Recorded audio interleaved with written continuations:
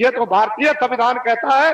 इतना बार आज इस भारत की जनता के साथ, विकास के साथ और देश के कानून के साथ ये पूरा जो इतना खिलवाड़ किया गया, ये क्षमा योग नहीं है।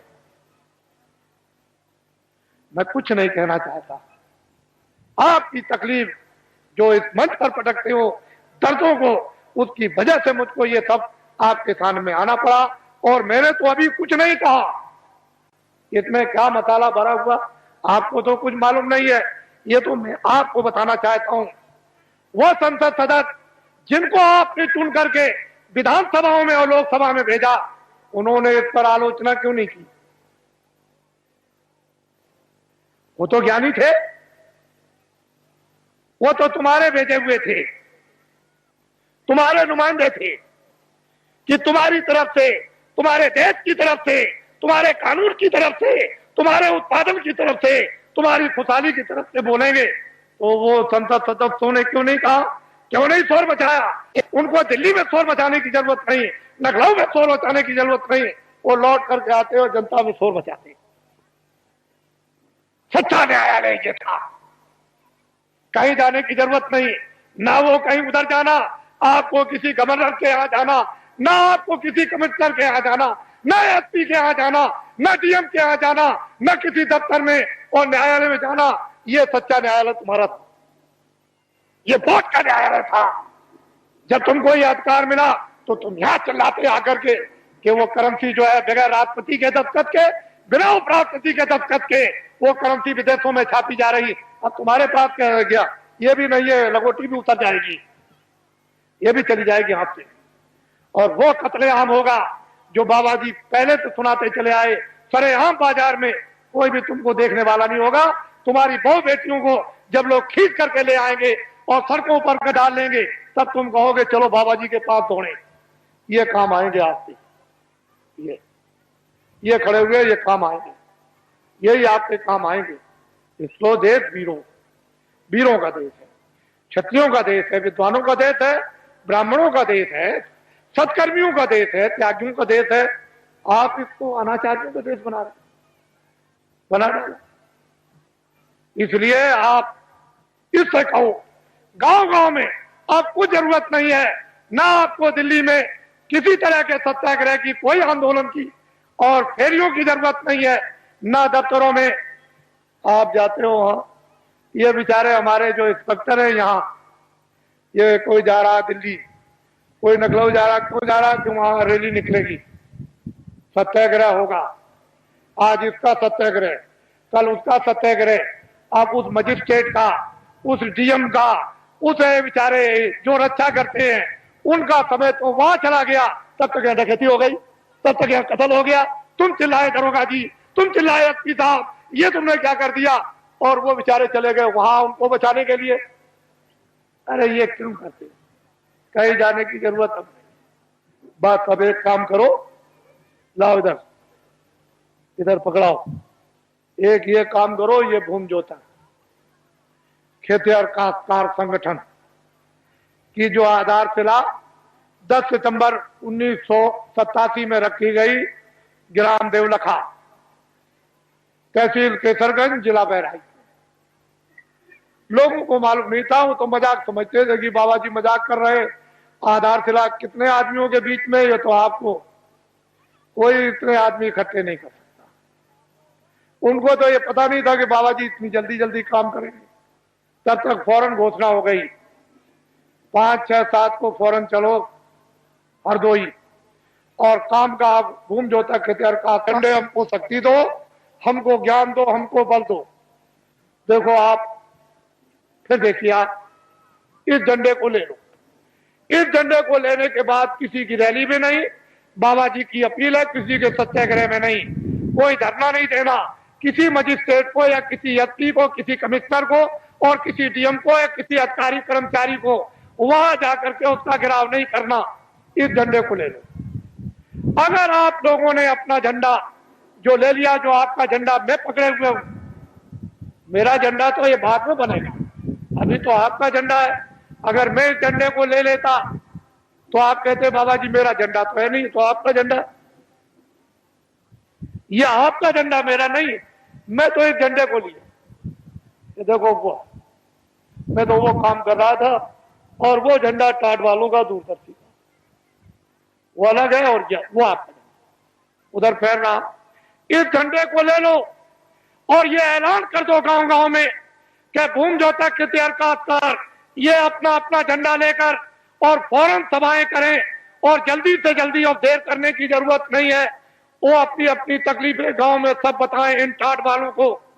जो भी आपको पर्चे मिल जाए प्रस्ताव के, उसमें ट्रैक्टर का कर्जा, ट्यूबवेल का कर्जा, नाली का कर्जा, कुएं का कर्जा, इंजन का कर्जा, मेड़ का कर्जा, भैंस का कर्जा, बैल का, घोड़े का, गधे का, बकरी का, सुअर का, और हलों का, और यंत्रों का, और खाद और गैबर गोश्त का, और खादों का, और बीजों का, जितना भी कर्जा 40 सालों का सरकारी रदा तुम दे सकते हो कि नहीं दे सकते हो, वो झंडे लेकर के तुम बखात करो और अपनी चीज को पटको जल्दी से, और ये कहो कि झंडे अब हम इस योग नहीं रह गए, हम में ये समर्थता नहीं रह गई, अब हमारा 40 सालों का सरकारी जितना भी कर्जा है वो मैं ब्याज के माफ हो जाना चाहिए।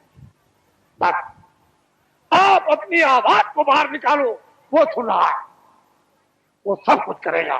तुम क्यों घबराते हो, लेकिन आवाज नहीं निकालोगे तो कुछ नहीं हो सकता है। और जब तुमने झंडे लिए और गांव गांव में प्रस्ताव पास हुए और कमेटियां इन भूम जोतक काश्तकारों की जब स्थापित होने लगी और अध्यक्ष और उपाध्यक्ष जैसे ही गांव गांव में बनने लगे, अगर वो नेता लीडर जो सड़क छापते, जो रास्ते में पकड़कर फौरन उसी दिन पकड़ करके और फौरन कुर्ता टोपी पहनाकर और डिक्लेयर रेडियो अखबारों को कर दिया, मोहर लगा दी कि ये नेता हमारी पार्टी का, वो सड़क छापने का, उसको कह दिया, बस कह दिया कि इसको तुम अपना मतदान, अपना वोट हिंदू मुसलमान और सिख ईसाई दे दो। उस बेचारे को ये भी धोना नहीं आता था, ये पीछे तो धोना भी, टट्टी पेशाब भी नहीं आती थी, और सड़क छाप नेता बन गया, दिल्ली में एमएलए और एमपी बन गया। अधिकारियों तुम नहीं जानते हो, जो हम कहे उसको करना। अरे भाई कानून, कुछ नहीं, कानून को हम कुछ नहीं समझते, कानून रद्दी की टोकरी में डालो, जो हम कहते हैं वही कानून लीजिए, आपका भला क्या होगा। जब वो कहते हैं कि हम कहते हैं वो करो, कानून को रद्दी की टोकरी में डाल दो। ये सब अधिकारियों कर्मचारियों को पता है कि मेरे साथ जो सलूक किया जा रहा है, मैं बाबा जी सब जानते हैं। ये सड़क छाप नेता बन गए, और ये सड़क छाप नेता जो सड़क पर बन करके फौरन उनको मोहर लगाकर और आपसे वो वोट दिलवा दिया। अगर आपने झंडा बाबा जी की अपील पर पकड़ लिया, ये नर नारी बच्चे और बच्चियों ने, ये सब के सब पार्टियों के लोग अपने अपने झंडों को ऐसे फेंक देंगे और सब तुम्हारे झंडे के नीचे आ जाएंगे। अगर ना आ जाए तो इस बाबा जी को बाबा जी आप बोलिए, फिर समस्या का समाधान होगा कि नहीं? अब ये बताइए। मैं ये चाहता हूं कि ये भारत, जो दिल्ली जो सत्ता है, जिसको आप सत्ता कहते हैं, हम तो चाहते हैं ये पकड़ लें और एक बार ये जो आपके सामने खड़े हैं ये आपको सत्ता दे दें। फिर इनसे हम क्या काम लेंगे तो शंकराचार्य जाने या राम जाने, या मतलब यह है कि वो कृष्ण के वो ऋषि मुनि जाने, लेकिन एक बार इन आपको जब सत्ता दे दें तो फिर आप सत्ता लेकर के फिर से नव निर्माण कर दिया जाए नए ढंग से, और व्यवस्था आपके सुपुर्द कर दी। फिर आप कोई भी गलती करे, कभी भी कान पकड़ के बाहर, अभी गलती करेगा तो निकाल सकते हो, बोलो निकाल दोगे एमपी को, बोलो किसी मिनिस्टर को निकाल दोगे, नहीं निकाल दोगे, तो तुम्हारा अधिकारी क्या रहेगा? जिस आदमी को वोट देने का अधिकार, उसको पूरा पूरा राइट उसको निकालने का भी है, ये आपको मिलना चाहिए। ये नहीं मिलेगा आप कैसे? सामाजिक अधिकार ये सबको था कि समाज में न्याय के अधिकार सबको गांव गांव में थे, और सब बिना पैसे के न्याय गांव गांव में होते थे। वो अपने बच्चे को भी नहीं छोड़ते थे न्याय करने वाले, उनको भी सजा देते, तूने गलती किया, 5 रुपए का प्रसाद ला करके वो बांट दे और माफी मांग, कान पकड़ के वो अपने बच्चों से भी माफी मंगवाते थे। तो आपके पास क्या कुछ है? इसलिए गांव गांव में तो पहले भूम जोतक काश्तकारों की सभाएं, फिर उसका अर्थ और मतलब, फिर उसके बाद उसका प्रस्ताव कामों का, उसके बाद है फिर उसका चुनाव, और जल्दी से जल्दी देर करने की जरूरत नहीं है, जल्दी करो। जितनी जल्दी तुम करोगे, अब तो रास्ता निकल आया, जितनी जल्दी करो उतनी काम आपका होगा।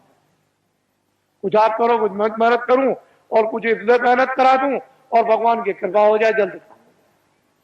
आपको तो चाहिए कर्मचारियों, अधिकारियों, सेठ और साहूकारों, सबके हितों, जनहितों के लिए ये बाबा जी ने पूर्ण रूप से योजना बना ली। हमको तो कुछ नहीं करना, हमको तो ये टाट की लंगोटी भी उतरवा के फेंकवा देना,